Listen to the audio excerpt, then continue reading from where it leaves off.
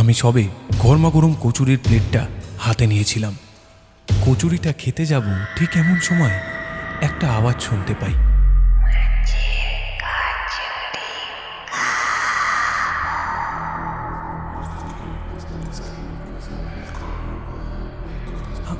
আমার প্লেটের একটা কচুরি কে নিল? এই গলিতে তো কাউকে দেখছি না।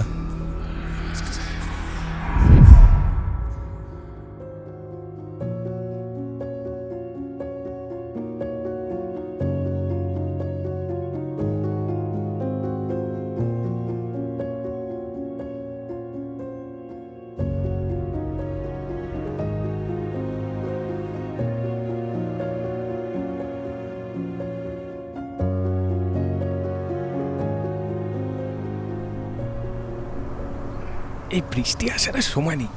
ছাড় ওসব। একটা জিনিস জানিস, কিছুদিন আগে না ভিডিও করতে গেছিলাম, আমার সঙ্গে না যা সব ঘটেছে তোকে বললে একদম বিশ্বাস করবি না। আবার ছাইপাশ গিলে এসছে কথাটা। এমনি এমনি ছেড়েছিলাম তাকে, বলার হলে না শুরু থেকে শুরু কর। সেদিন আমি শ্যামবাজারের 5 মাথা মোড়ে দাঁড়িয়ে নিজের মনে কি যেন সব বিড়বিড় করছিলাম।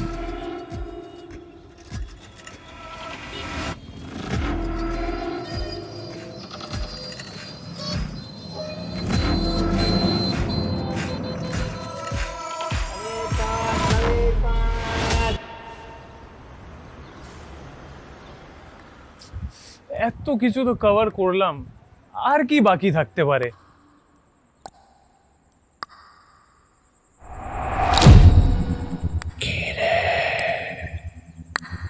আমাকে ভুলে গেলি নাকি? মাছের কচুরি খাবে?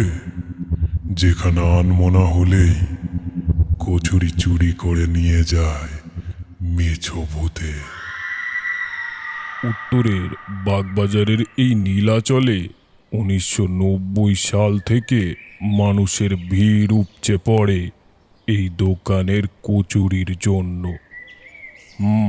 অবশ্যই মাছের কচুরি। সো বন্ধুরা, আমি এখন রয়েছি উত্তর কলকাতার সুপরিচিত নীলাচলে, কিন্তু ওই মেচো ভূতের কথাটা না আমার ঠিক হজম হলো না। নমস্কার, আমি নীলাচলের এখন বর্তমান মালিক। আমাদের নীলাচল রেস্টুরেন্টে অনেক নামকরা ব্যক্তিরা এখানে খেয়ে গেছেন এবং খাবার নিয়েও গেছেন। তবে এই ভূতের ঘটনা নিয়ে আমাদেরকে অনেকেই লিঙ্ক করে, কিন্তু আপনার এসব বেশি না ঘাটানোই ভালো। নমস্কার, আমার নাম বিজয় নন্দী। আমি 20 বছরের উপরে এখানে কাজ করছি। শুনেছি আমার পেছনে যে বসুবাড়িটা আছে ওইখানে কচুরি নিয়ে গেলে অনেকের সাথে অমন ঘটেছে। আচ্ছা, তবে ওখানে ঠিক কি ঘটেছিল আমাকে একটু বলতে পারবেন? না না বাবু, বিকেল হতে যায়, এখন তেনাদের নাম দিতে নেই, আর ওইদিকে ভুলেও যাবেন না।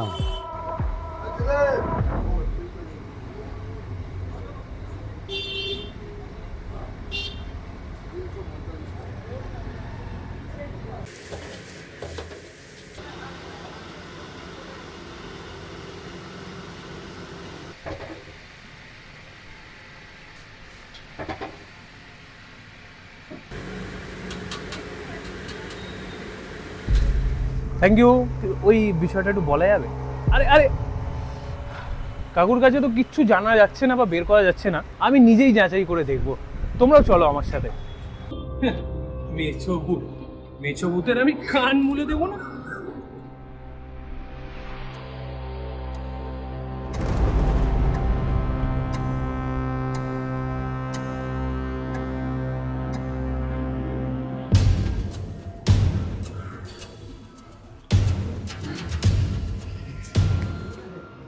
আমি সবে গরমাগরম কচুরির প্লেটটা হাতে নিয়েছিলাম। কচুরিটা খেতে যাব ঠিক এমন সময় একটা আওয়াজ শুনতে পাই।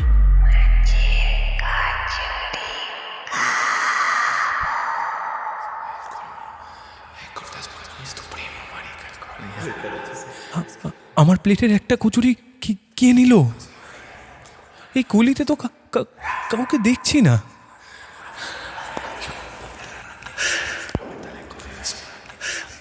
কি কিছু খুঁজছো? হ্যাঁ, আমার একটা কচুরি পাচ্ছি না। বলেছিলাম মেছো ভূতে কচুরি চুরি করে, এবারে বিশ্বাস হলো? হ্যাঁ, হয়েছে। সো বন্ধুরা, কচুরিটা কিন্তু যথেষ্ট দুর্দান্ত খেতে। ভেতরে যেমন মাছের পুর ঠাসা, তেমনটাই ফ্লেভারফুল এই আলুর তরকারিটা, আর সঙ্গে এখানে স্যালাড রয়েছে, আরও মানে যাবতীয় জিনিসগুলো আমার তো দুর্দান্ত লাগছে। আরে চললে কোথায়? দর্শকদের এই বাড়ির হিস্ট্রি বলবে না? ভাইরাল হতে হবে তো নাকি? এ তো দেখছি সত্যি সত্যি ঐতিহাসিক মুহূর্ত। চলো। এখন এই বসুবাটি কলকাতা হেরিটেজ হিসেবে গণ্য করা হলেও তখন বাংলার 1312 সন, ইংরেজির 1905 সাল। লর্ড কার্জনের বঙ্গভঙ্গের সিদ্ধান্তে গোটা বাংলা তখন প্রতিবাদে ফেটে পড়েছিল। পরাধীন বাঙালিরা একত্রিত হয়ে গড়ে তোলে এক সর্বব্যাপী আন্দোলন। সেদিন ছিল 16ই অক্টোবর। ফেডারেশন হল থেকে রবীন্দ্রনাথের নেতৃত্বে সুবিশাল মিছিল পৌঁছায় এই বসুবাটিতে। পালিত হয় রাখি বন্ধন এবং গঠিত হয় জাতীয় তহবিল, যেটা বলা বাহুল্য। এই বাড়ি নীলমণি মিত্র 1876 সালের 19 অক্টোবর নির্মাণ করেন, আর তিনি প্রথম বাঙালি সিভিল ইঞ্জিনিয়ার হিসেবে পরিচিত। বাঙালিরা তখন ছিল সব দিকে এগিয়ে। আর পরে 1956 সালে বসু পরিবারের উত্তরাধিকারীরা সম্পত্তির কর না দিতে পারায় পশ্চিমবঙ্গ সরকারকে বললেন, আমরা হাত তুলিলাম ধর্মাবতার, এই বাড়ির কর প্রদানে আমরা অক্ষম হইয়াছি। এই বাড়ির একটি অংশ আপনাদিগকে কর হিসেবে হস্তান্তর করিলাম। এই কারণেই বর্তমানে বাড়িটা বিভক্ত হয়ে যায়। কচুরি শেষ, এখন চাটছি। এই তা যেতে যেতে মনে রেখো, আমরা কথা নয় ভয় বেঁচে খাই।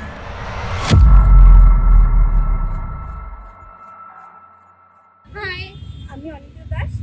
গাঁজাখোর বয়ফ্রেন্ড আমার লাইফে কোনোদিন ছিল না, বাট রিয়েল লাইফে না থাকলেও আমি রিলে এক্সপিরিয়েন্স করে নিয়েছি। আর ছায়া সঙ্গী যে ক্যারেক্টারটা রয়েছে না, দারুণ বানিয়েছিস ক্যারেক্টারটা, সৌরদীপটা। হ্যালো বন্ধুরা, ভিডিওটা পুরো দেখার জন্য তোমাদেরকে অনেক অনেক থ্যাংক ইউ। তোমরা যদি চাও যে এই ভিডিওটা আরো অনেকের কাছে পৌঁছাক, ভিডিওর নিচে কমেন্ট বক্সের ওখানটা সোয়াইপ করলে দেখবে এখন নতুন একটা হাইপ বাটন এসছে। ওটা ক্লিক করে তুমি ইউটিউবকে জানান দিতে পারো যে আমাদের ভিডিওটা তোমার পছন্দ হয়েছে। অনেক দিন ইউটিউবে ভিডিও দিই না, তোমরা নিশ্চয়ই জানো, সেই জন্য এই নতুন কনসেপ্টে আমার ভিডিওটা তৈরি করা। এবার থেকে এই ধরনেরই ইউনিক ভিডিও তোমরা পেতে চলেছো। আশা করি তোমাদের ভালো লাগবে, আর আমি চেষ্টা করব যে আপকামিং টাইমে আরও সুন্দর সুন্দর ভিডিও তোমাদের জন্য নিয়ে আসি, আরও ভালো ভালো জায়গা এক্সপ্লোর করি আমি ছায়াসঙ্গী দুজনে একসাথে। আর নীলাচলের বিষয়ে তো বলতেই ভুলে গেছিলাম, ওখানে কচুরি 50 টাকা প্লেট, 2 পিস তোমরা কচুরি পাবে। মোটামুটি খেতে দুর্দান্তই ছিল। ওখানে একবার যাও, জায়গাটা না ফিল করলে তোমরা বুঝতে পারবে না, সত্যি দুর্দান্ত লেভেলের একটা জায়গা। আমি অনেক দিন না ডিপ্রেস ছিলাম যে কি ভিডিও বানাবো, আলটিমেটলি মাথা খারাপ হয়ে যাচ্ছে যে তোমাদের কাছে কি নিয়ে আসবো যাতে তোমরা দেখবে। কারণ আমার নিজের যদি মনে হয় আমি নিজের কন্টেন্টটা দেখে বোর ফিল করছি, তাহলে ডেফিনেটলি ওটা নিয়ে মানে নাড়াঘাটা করে লাভ নেই। আর অন্যদের দলে গা ভাসিয়ে ভুলভাল ভিডিও বানানোর মতন ক্ষমতা আমার তো অন্তত নেই। তাই আমি ভাবলাম যে একটু কষ্ট করে একটু ইউনিক কিছু তোমাদের কাছে আনি। আশা করি আমাদের এই প্রচেষ্টা, আমাদের এই খাটনি তোমাদের ভালো লাগবে, আর সেগুলো সার্থক তখনই হবে যখন তোমরা আমাদেরকে ভরে ভরে ভালোবাসা দেবে। আর এই ভিডিওটা নর্মালভাবে না, একটু ইউনিকভাবে শেষ করা যাক নীলাচলের মালিকের একটা ভৌতিক এক্সপিরিয়েন্সের সাথে। এখানে তো আমি দীর্ঘদিন ধরে এখানে ব্যবসা করছি, প্রায় 97 থেকে।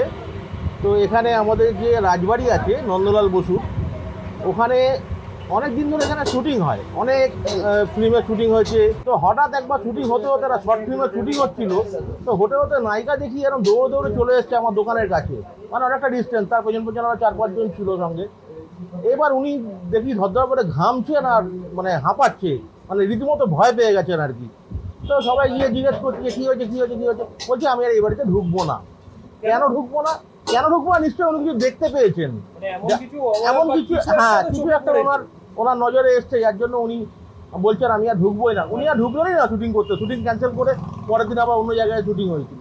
সত্যি আমার নিজেরও মানে এটুকুনি লাগে। হ্যাঁ, এটা গা ছমছমের ব্যাপার একটা আছেই। ওই সামনে গেলে রাত্রিবেলা, হ্যাঁ এই রাস্তাতে একদম লাস্টে, মানে রাত্রিবেলা গেলে ওই জায়গাটা একটু গা ছমছমে একটা ভাব থাকে। একদম একদম, এটা কিন্তু অস্বীকার করার কোনো জায়গা নেই। চলো, থ্যাংক ইউ।